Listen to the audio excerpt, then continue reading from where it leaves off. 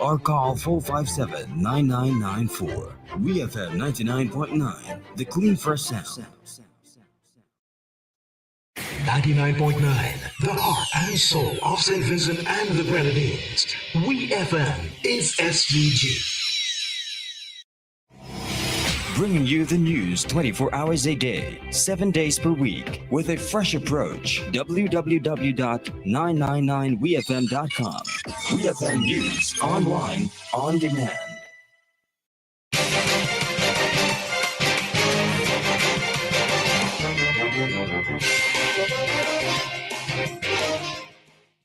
Good afternoon and welcome to WEFM's Midday News, brought to you with the kind compliments of Court St. Vincent Limited. This season, set the trend. Be seen wearing the best and latest styles in eyewear from Quartz Optical. World-class brands like Ralph Lauren, Michael Kors, Armani, Kate Spade, Vogue, and much more. New brands, new styles, starting at only $799 with special financing available. Plus, trade in and save up to 35% off all lenses. Yes, set the trend and save a massive 35% off all lenses when you trade in your old pair of glasses today. Book your free eye exam right now only at Quartz Optical. Value you can see. Conditions apply. Welcome back to WeFM's Midday News, brought to you with the kind compliments of Court St. Vincent Limited. I am your presenter, Rajiv Providence. First, on the local scene, programs aimed at assisting youth in St. Vincent and the Grenadines who have come into conflict with the law are expected to be launched soon. This was announced by Minister of National Mobilization Dr. Orlando Brewster during Parliament on Tuesday. The programs, named the Family Empowerment Program and the Parent Education Program, are expected to be launched later this month, the minister said. We hear more from Minister Brewster. The ministry will be implementing later this month the Family Empowerment Program and the Parenting Education Program, FEP and PEP, the acronyms, for children in conflict with the law and their parents. In addition, in collaboration with the OECS and other primary national stakeholders, the ministry will also partner on a project with the intent to address diversion and rehabilitation programs to support children and youth in conflict with the law. That was the Minister of National Mobilization, Social Development, Family, Gender, Youth, Housing and Informal Settlements, Dr. Orlando Brewster. Minister Brewster said that his ministry intends to work along with the Royal St. Vincent and the Grenadines Police Force to see how they can collaborate on the tackling of the issue of juveniles in conflict with the law. The government of St. Vincent and the Grenadines is set to develop a draft national science, technology, and innovation policy. To facilitate this, the Ministry of Education and National Reconciliation is hosting a 3-day capacity building workshop from October 3rd to 5th, 2023.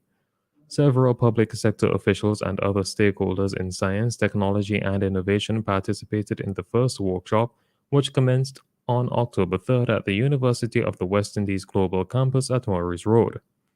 Minister of Education Curtis King, in delivering remarks at the commencement of the 3-day exercise, said that the government recognizes the strategic role of science, technology, and innovation in the achievement of a national sustainable development agenda.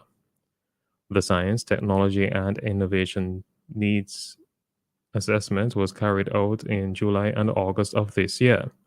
The draft document is expected to be completed by December of 2023.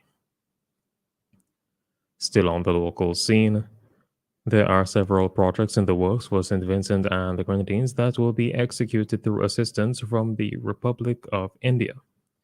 High Commissioner of the Republic of India to St. Vincent and the Grenadines, Shankar Balahandran, outlined these projects during a handing over ceremony on Monday. We hear more from India's High Commissioner to SVG.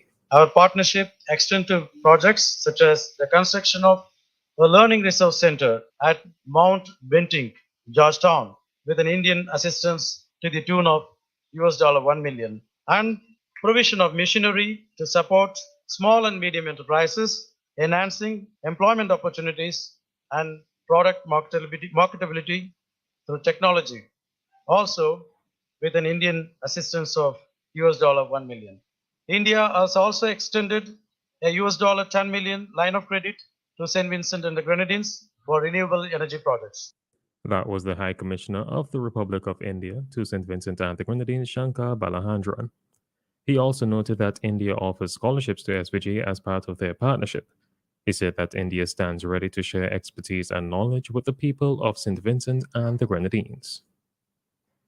On to news in the region. Grenada and the state of Qatar have signed an air services agreement with each other.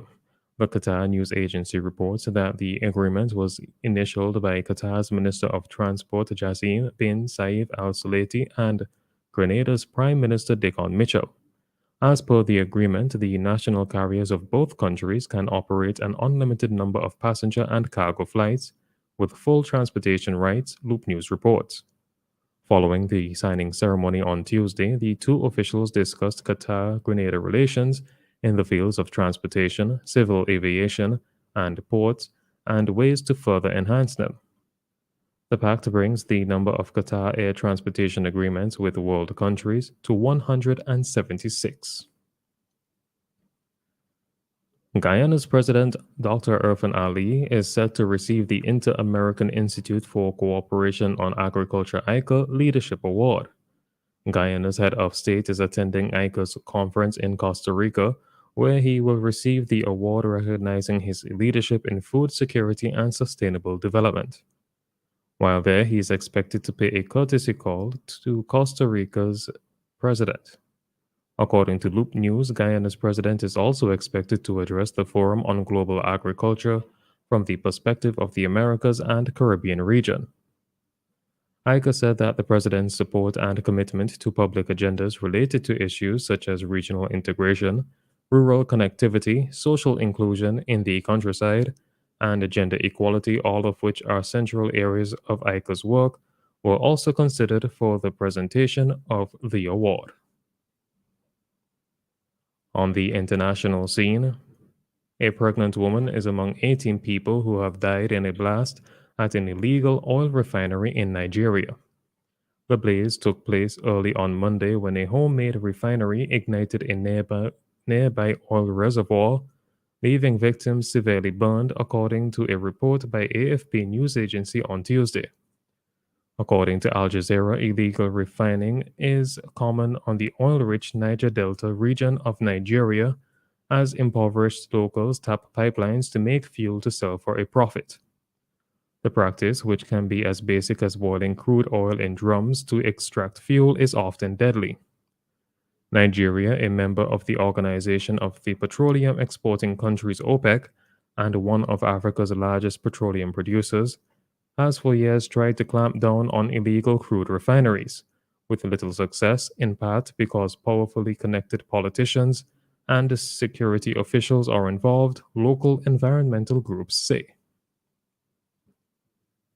Finally, in sports, Yannick Sinner has pulled off a victory at the China Open on Tuesday, knocking out top seed Carlos Alcaraz in the process. Sinner's victory against Spain's two-time major winner now puts him at 4-3 in their head-to-head.